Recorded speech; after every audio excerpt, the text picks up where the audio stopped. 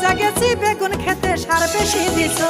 আরে ময়মনসিংহের মাটির ভিতর আছে অনেক গুণ, এই কারণে হইছে বড় আমারে বেগুন। আমি শুটকে দিয়া খাবো বেগুন বলি তোমারে, যদি কম টাকায় বিক্রি করো বলো আমারে, বলো আমারে বেগুন কয় টাকা দাম রে।